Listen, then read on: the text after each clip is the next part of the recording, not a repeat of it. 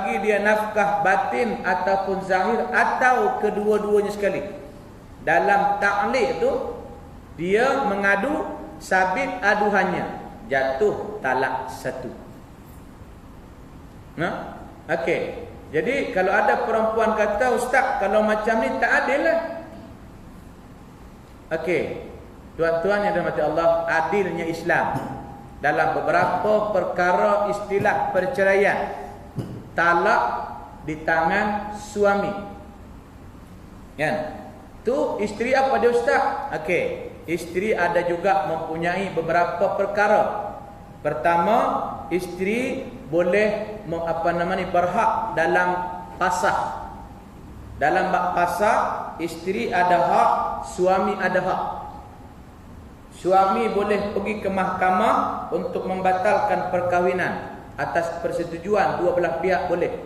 Si isteri pun boleh pergi mahkamah atas nama aduan yang dibolehkan dalam hukum syarak, dia boleh dipasahkan daripada suaminya.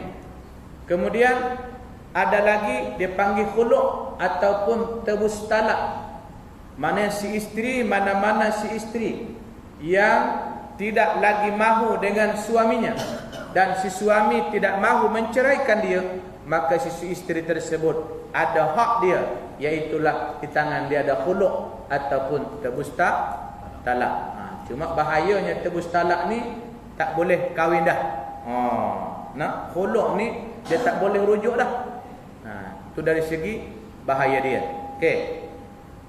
Kemudian yang keempat, ada di antara bangsa-bangsa yang lain yang agak lebih baik perlakuannya terhadap kaum wanita dari perlakuan masyarakat jahiliah. Namun mereka masih berpendapat bahawa kaum wanita tidak berhak mempelajari agama. Dia kata perempuan ni boleh masak, duduk kat dapur, basuh kain, sudah. Tu anggapan sesebahagian bangsa lain. Tak perlu belajar, pandai masak, sudah. Kemudian tidak berhak untuk beribadah dan tidak boleh masuk ke dalam syurga. Dia. Sehingga menurut keputusan gereja di Rom menetapkan kaum wanita itu termasuk jenis binatang yang kotor ataupun mereka kategorikan sebagai najis yang tidak mempunyai roh dan tidak pula kekal. Okey, tuan-tuan tengok nota catatan kaki bawah. Wahyu Muhammadi oleh M. Rashid Ridha, muka surat 571, berkenaan dengan perkara ataupun yang berlaku dalam gereja. Yang kelima, dalam hukum Romawi ataupun dalam hukum Rom, dia kata seorang lelaki diperkenankan menjual isterinya dan boleh juga mengambil harta peribadi isterinya. Maknanya bini ni kita kahwin dengan dia, lepas tu rasa tak syok dah, pergi tanya kawan kita, anak tak bini aku, anak apa? Ya, dia kata aku kalau 5,000 bini hang lawa juga 5,000. Dia kata 7,000 boleh. Okey, 7,000 setuju. Nah, hampi sana dia kata. Aku tak dengan hang dah, hampi kahwin dengan dia. Kawan tu bawa. Begitulah hinanya perempuan. Yang keenam, kaum wanita tidak terikat kepada adab susila. Bahkan mereka hidup bebas seperti yang berlaku dalam masyarakat jahiliah dan masyarakat-masyarakat lain sebelum Islam. Al-Quran menggambarkan kebebasan wanita di masa itu dalam firman-Nya, "Wala tabarrajna tabarrujal jahiliyah." Janganlah kamu berhias dan bertingkah laku seperti orang jahiliyah yang dahulu. Maknanya kalau zaman dahulu perempuan ni bebas bergaul di kalangan masyarakat. Sebab tuan-tuan hari ini kita tengok ada dah. Tadi pun saya pergi Simpang Pulai.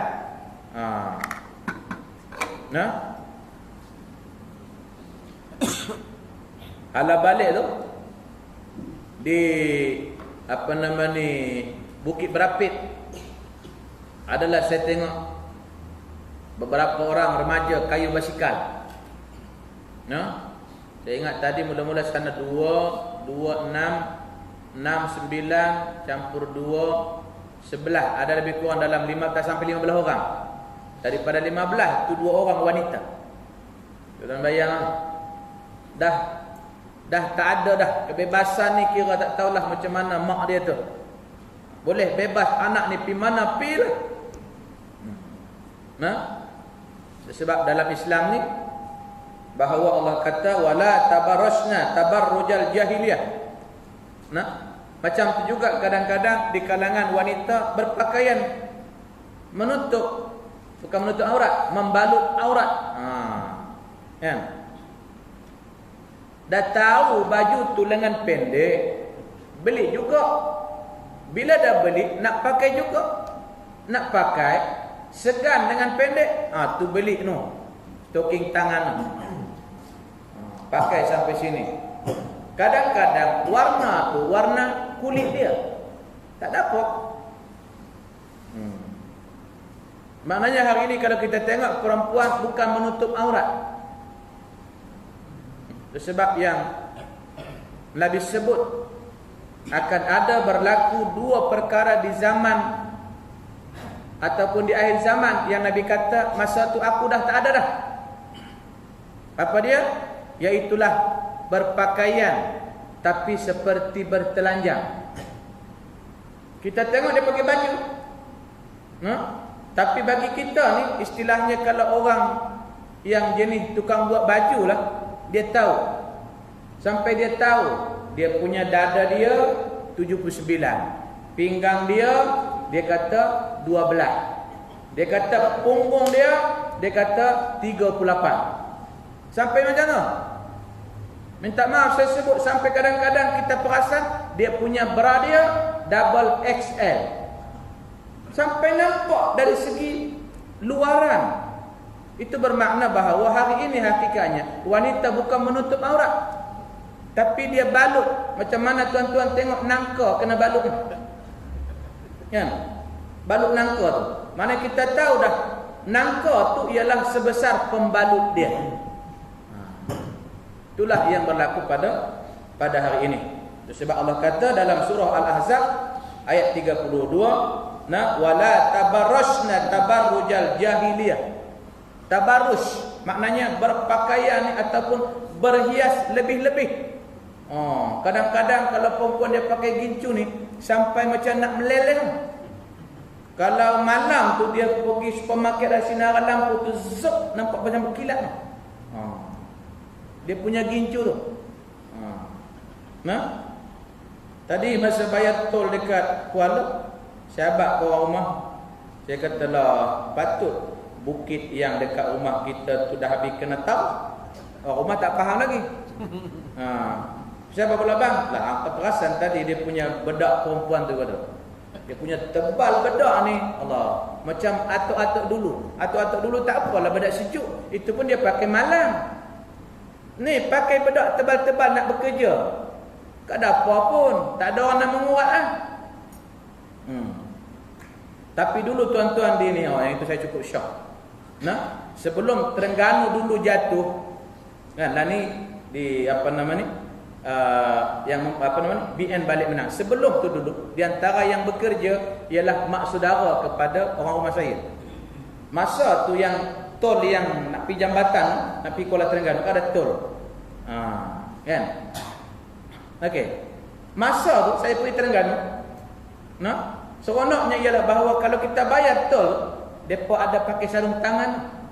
Yang perempuan semua diarahkan supaya pakai sarung tangan, terutama yang bekerja malam. Kan? Elok pun saya tanya apa siapa? Dia kata ini sebab rungutan daripada pekerja. Pasal kalau malam-malam tuan-tuan, yang Allah na'udzubillah min zalik lah, jantan ni pun rupanya bila malam dia lain macam tu. Nak bagi duit dan juga raba tangan tangan. Kadang-kadang tak dan dia sambut duit tu, raba tangan dulu, duit jatuh. Jadi mereka mengadu, akhirnya pengurus syarikat tu arahkan semua perempuan, terutama yang bekerja malam, pakai sarung tangan. Bagus ya, lagi bagus. Lepas sarung tangan, kurang pula. Tak ada pula yang pegang-pegang. Maknanya itulah tuan-tuan, Islam ni bila kita laksanakan dia akan mendapat keselamatan dan juga keamanan dalam kehidupan. Okey. Yang dimaksudkan dengan berhias dan bertingkah laku seperti orang-orang jahiliyah ialah kaum wanita keluar ke tengah umum dengan terbuka kepala, terbuka dada dan bahunya, bergaul bebas dengan kaum laki-laki, duduk dan berjalan bersama-sama. Tadi itulah 13 orang lelaki, 2 orang je perempuan. Kan? Bebas dalam pergaulan. Demikianlah pendapat ahli tafsir dalam mengartikan maksud ayat di atas. Itu di antara maksud tabarus, iaitulah sampai pada peringkat berhias lebih-lebih sampai kepada mendedahkan aurat. Okey. Kemudian posisi wanita dalam Islam. Sistem masyarakat Islam mengakui dan meletakkan kaum wanita pada posisi yang layak dan wajar dengan mengakui hak-hak dan kewajipan mereka serta tugas-tugas khusus kaum wanita, tata susila yang harus dilakukan oleh kaum wanita. Dan dalam huraian berikut nanti ingin kami kemukakan 4 pokok masalah agar kita ketahui posisi wanita di dalam Islam. Banyak ni. Boleh lagi? 9 lah. Go. Ada 4 perkara. Sama bulan depan lah. Okey. Nah, mengaji ni tak boleh banyak-banyak. Kalau mengaji banyak, banyak lupa. Kalau kita ngaji sikit, kalau lupa pun sikit je. Betul tak? Jadi insyaAllah bulan depan kita akan sambung pada muka surat 183, iaitu masih berkenaan dengan bagaimana hak ataupun pembelaan Islam terhadap wanita. Tapi Allahu Akbar, di antara yang paling banyak menghina Rasulullah ni ialah wanita, terutama apabila suami dia kata, abang nak kahwin sebab kahwin ni sunnah Nabi. Ada di antara wanita dia kata apa? Kepala sunnah Nabi.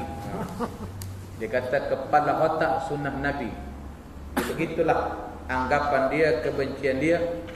Sebab saya katakan bahawa kalaulah ada contoh muslimat, suami nak menikah, habaq kat dia, silakan, tapi mai kita bincang. Saya bagi contoh tuan-tuan.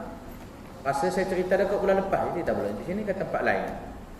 Apabila dia tahu laki dia nak menikah, dia setuju. Bini dia ni tuan-tuan setuju. Bapak punya bini setuju. Lalu abang dia kata, kalau betul abang nak menikah dengan siapa juga wanita, mai dia kata sebelum abang menikah dengan dia kata sebab dia kata saya dah lama menikah dengan abang. Asam garam perangai abang ni saya faham dah 100%. Jadi dia kata kalaulah abang menikah dengan dia faham citra rasa abang, saya rela dimadu bang. Serumah pun tak apa. Bagus punya bini. Lalu dia kata abang bak mai dia sini, bagi saya duduk dengan dia seminggu. Abang balik kampung, mai dia duduk sini seminggu. Lepas tu dia kata dia sediakan satu buku tuan-tuan. Bini dia ni sediakan satu buku. Nanti dia kata buku ni saya akan bagi ke abang. Saya tak nak komen. Lepas abang baca buku tu, dia kata abang boleh kahwin dengan dia. Okey, baik. Bini dia pun suami dia balik kampung, duduklah perempuan itu dengan dia. Ya. Lalu okey, dia kata ni dia catat daripada 24 jam ni. Tidur dia, basuh baju, kemudian memasak. Seminggu tu perempuan tu masak. Dia catat tuan-tuan. Habis seminggu, perempuan tu pun balik, kemudian balik lelaki dia. Bang, ni. Lepas dia baca, dia kata cancel, abang tak jadi kahwin. Pasal di antara situ yang komen dia pada tuan-tuan, contohnya cita rasa suami dia jenis lauk pauk ala kampung. Yang kawan tu semua beli supermarket goreng. Contohnya biscuit, fishball macam tu. Dia tak erti sambal belacan, tak erti jenis macam KFC, jenis beli siap ni. Jadi maknanya dia kata, kalau abang kahwin dengan dia, tak selesai masalah. Jadi muslimat, siapa suami nak kahwin, bincang elok-elok. Terutama dari segi perbelanjaan. Kalau dia mampu, apa masalah dia? Ni kalau gaji dia berapa? 1,800. Tuan-tuan boleh nikah ke 1,800? Ya. Kereta dah confirm 2 dah. Bini tua 1, bini muda 1. Rumah kalau tak beli pun kena sewa 2. Sewa rumah 2, satu rumah lah ni paling murah berapa? 450. 2 dah 900. Anak dengan yang tua, dengan yang tua dah ada 7 orang. 7 orang tu kawan-kawan belanja 150 seorang sebulan. Kalau yang dua asrama, anak saya baru tahfiz je pun 180. Dok di belanja dia 250 sebulan. Tu kalau ada 7 orang. Tapi kalau dia mampu, contoh gaji dia berapa sebulan, gaji dia 18,000 sebulan. Apa masalah dia? Ya. 9,000 bini tua 9,000 tak cukup kah? Cukup ah. Jadi apa nama ni? Islam ni tuan-tuan, indahnya Islam kalau kita fikirkan dan kita pelajari betul-betul, tidak ada masalah yang tidak dapat diselesaikan. Begitulah cantiknya Islam. Sebab yang datangkan Islam ni bukan Muhammad. Yang datangkan Islam ni ialah Allah Subhanahu Wa Taala. Itu sebab bahawa aslim taslim. Islamlah kamu, laksanakan Islam, selamat. Buat undang-undang Islam, buat syariat Islam dalam rumah tangga, laksanakan Islam, insya-Allah selamat. Tak ada dah kena kecurian, tak ada kena rompak, tak ada kena rogol, tak ada. Ni Allah, kita sedih ni. Walaupun ceritanya tak ada unsur rogol yang dicangkak jering yang tu kan. Kawan tengah belajar baru. Tuan-tuan tak jatuh pada anak kita tak apa. Anak dara dah kena bunuh. Begitulah tuan-tuan. Hari ini kita tengok nyawa manusia cukup tak ada nilai. Kadang-kadang bertengkar kedai kopi ya. Zuk tikam, lepas tu lari. Begitulah nilai nyawa hari ini. Sedangkan di sisi Islam, jangankan nyawa, mata sebiji ni pun nilai dia doa ada lebih kurang 500,000. Sebelah, dua-dua belah maknanya 1,000,000 tuan-tuan. Tapi hari ini orang membunuh manusia begitu mudah sekali, membuang bayi mudah sekali, minum arak mudah sekali, merompak, membunuh dan sebagainya. Hari ini cukup mudah sekali. InsyaAllah kalau kita laksanakan dan kalau kita mengambil berat terhadap kebajikan wanita, terutamalah tuan-tuan, contohlah kalau saya lah Perdana Menteri, tuan-tuan mesti suka dengan saya. Sebab apa?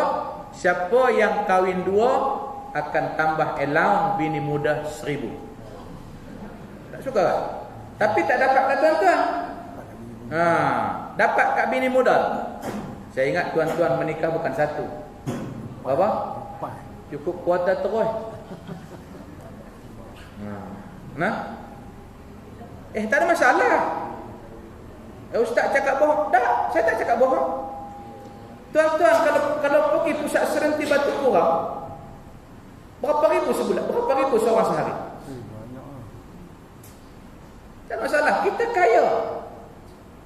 Petronas Allah, kaya. Terutama dulu di zaman apa namanya?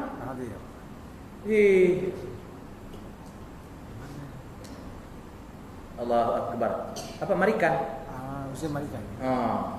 Saya sebab anak buah saya di taman ni, di taman Selinsing. Dia kata, Ustaz, dia kata, negara dia kata satu kerugian besar apabila dia kata ditamatkan kontraknya si Marikan. Saya kata kenapa? Dia kata ustaz, dia cukup baik. Dia kata dia bisnes dia takkan campur aduk dengan bab politik. Maknanya kalau dia kata okey hak untuk kerajaan, kalau ini hak untuk untuk zakat. Dia macam tu. Sebab tuan-tuan tengok apabila dia tidak dilantik, sekarang saya ambil dia. Lagi besar gaji dia hari ini daripada hari itu dia gaji Petronas. Begitulah tuan-tuan yang dirahmati Allah. Kalau macam dia lah, dan kalau macam pengendalian dia lah, Petronas begitu kaya raya, maknanya kita boleh juga hidup. Hari ini tengok, kerajaan bagi 500. Ada kerajaan bangkrut hari ini, masih berdiri lagi, masih teguh lagi kerajaan hari ini, walaupun bagi 500 seorang sebulan. Itu banyak. Ni yang kahwin 4 berapa orangnya, bagi 1000 seorang yang lawan tak nak. Tuan-tuan mesti naknya, kan? Jadi mudah-mudahan dengan terbelanya wanita dan terjaganya hak wanita, semua kaum lelaki mengambil berat terhadap hak wanita. InsyaAllah bila wanita itu baik, maka sesebuah negara tersebut akan jadi baik. Wallahu a'lam. Aqulu qouli hadza wa astaghfirullahal azim li wa lakum wa lisal muslimin wal muslimat innahu ghafurur rahim. Alhamdulillah minasyaitonir rajim.